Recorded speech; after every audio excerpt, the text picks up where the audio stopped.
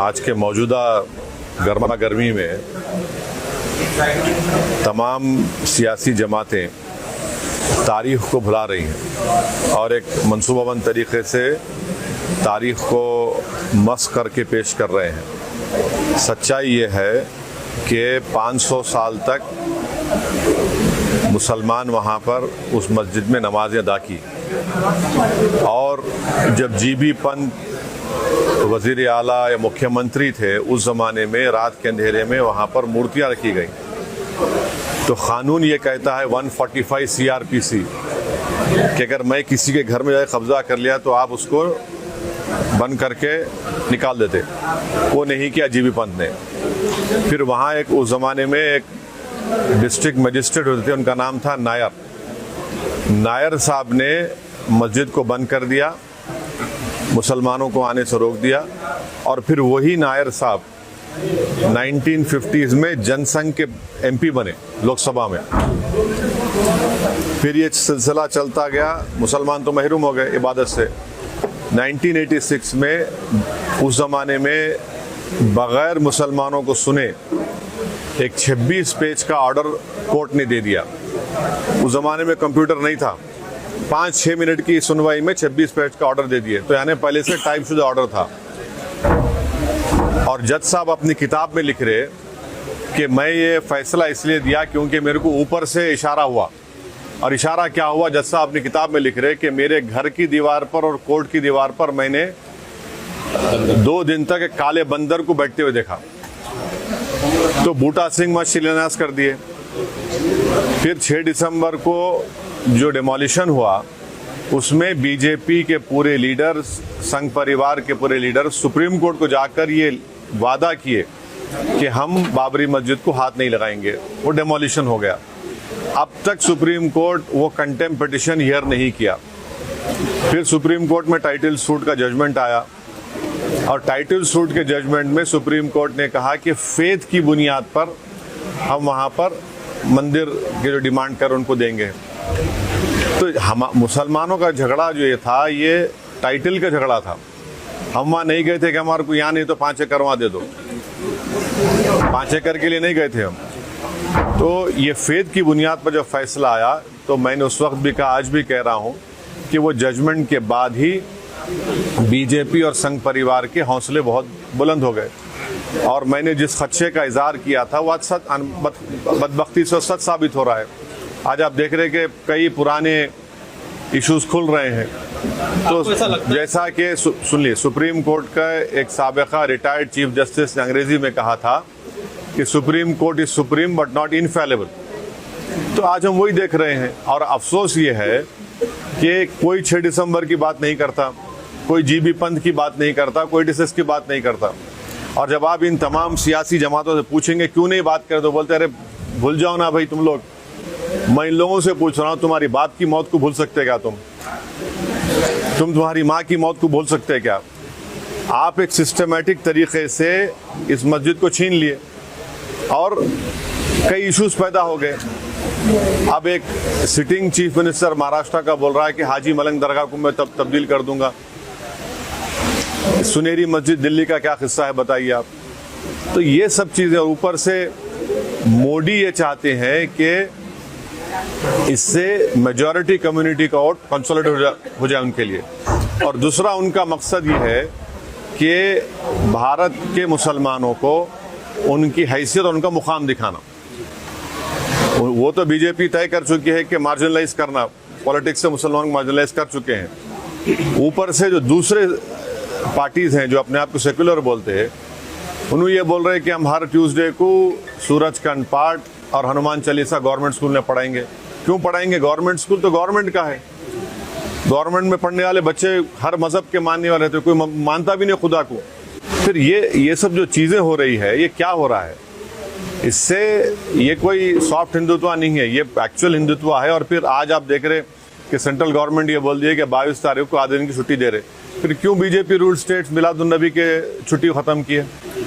एक दस्तूरी ओहदे पर एक शख्स फायज है, उन्होंने फ्राइडे के दिन लंच ब्रेक कम कर दिए। आज NCLT बोल रहा है कि 22 तारीख के दिन आधे दिन छुट्टी दे रहे। तो ये क्या हो रहा है? ये आप इस मुल्क का कोई मजहब नहीं है, ये मुल्क का कोई मजहब नहीं है। ये मुल्क हर मजहब को मानता नहीं, खुदा को मानता। आप ये बीजेपी क्या कर रही है फिर? अच्छा साहब, कहीं ना कहीं ऐसा लगता है कि ये अपनी सरकार होते हुए मन मर्जी कर रहे हैं। एक कानून में ऐसा कोई इख्तियारात है कि कोई प्रधान मिनिस्टर इस तरह से अपनी मन मर्जी कर सकता है, कानून को तब्दील कर सकता है? नहीं, अब चल रही है ना, सब चल रही है। नहीं, एज पर दी लॉ की अगर हम बात करें, कानून में देखिए सच्चाई ये है कि जब पार्लियामेंट का इफ्तिताह हुआ था तो प्राइम मिनिस्टर को नहीं करना चाहिए था, स्पीकर को करना चाहिए था, क्योंकि स्पीकर कस्टोडियन होता है। मगर प्राइम मिनिस्टर ऐसा है ना, हर चीज़ में वही दिखना चाहते। फिर इनॉग्रेशन भी उन्होंने कर लिए, स्पीकर साहब नहीं थे, अब ये भी वही करने वाले हैं। तो हर चीज़ ऐसा हो रहा है कि एक डोमिनेंट एग्जीक्यूटिव की वजह से हमारे आइन में जो theory of separation of powers है वो कमज़ोर पड़ रही है। एक ड्राइवर्स का लॉ रिसेंटली अमित शाह ने जिस तरह से लागू किया था, एक ड्राइवर ने आपसे गुफ्तगू भी की थी ऑन कॉल, तो आपने बताया था कि आपने आवाज़ उठाई। तो ये चीज़ें जब आवाज़ उठती हैं तो ये एक मिसाल तक क्यों नहीं पहुँचती? ऐसा है ना, अब तो आवाज़ उठाने वाले भी नहीं रह गए। तो चलिए, अब कम से कम आवाज़ तो उठ रही है, तनकीद तो हो रही है। और वो जो क़ानून पास किया गया था, फौजदारी के 3 नए क़ानून बनाए गए, उसमें जो एक्सीडेंट में जो लोग की मौत हो जाती उनको जुर्माना और सज़ा बढ़ा देना, मैंने पार्लियामेंट में कहा था कि ये क्रिमिनल जूरिस्प्रूडेंस के ख़िलाफ़ है ये, मगर इन्होंने कर दिया। बल्कि वो पूरे क़ानून का इतना गलत इस्तेमाल होगा, आप देखना मुसलमान दलितों पर, कि हर एक पर उस क़ानून को इस्तेमाल करके उनके सिविल लिबर्टीज़ को। बल्कि मैंने पार्लियामेंट में कहा था कि अगर आज महात्मा गांधी और भगत सिंह जिंदा होते, उस कानून को देख के बोलते ये रोलेट एक्ट है। सर, देश में आपको लगता है और भी मस्जिदें टारगेट है? ये आप क्या देख रहे फिर? ये काशी, मथुरा, सुनहरी मस्जिद, टीले वाली मस्जिद, ये टाइटल सूट के जजमेंट आने के बाद इन तमाम के हौसले बढ़ गए। हम फेथ की बुनियाद पर हम ये सवाल उठा सकते हैं। एमआईएम उम्मीदवार किशनगंज और हैदराबाद, औरंगाबाद छोड़कर दूसरे जगह भी? हाँ, अभी अब देखेंगे, टाइम है ना, अभी टाइम के बाद। कुछ ही दिनों में एमपी इलेक्शन है, तैयारी गुलबर्गा कर्नाटक के लिए? अभी तो अस्पताल के इफ्तिताह करने के लिए मैं आया हूँ, तो अच्छा है, यहाँ पे जितने बीमार लोग हैं उनका इलाज होगा। अब सियासी जो इलाज करना है वो भी बहुत वक्त है उसके लिए। जिसकी तारीफ करे थे जेडीएस आज बीजेपी के साथ अलायंस करे थे, वो 5 साल पुरानी बात कर रहे हैं आप ऐसे। ये अब दिल्ली में आम आदमी पार्टी क्या कर रही है? शिवसेना के बारे में क्यों सवाल नहीं करते आप लोग? आप लोगों देखिए, सेकुलर जरूर रही आप लोग, मगर एक आंख को बंद निकलना, दोनों आंख से देखना। अब शिवसेना क्या है? उद्धव ठाकरे को सीएम बनाने में मेरा और नासिर उस्ताद का तो हाथ नहीं है, ना अल्ताफ भाई का है। वही उद्धव ठाकरे असेंबली में खड़े होकर ये बोले कि हमारी पार्टी ने बाबरी मस्जिद को तोड़ा।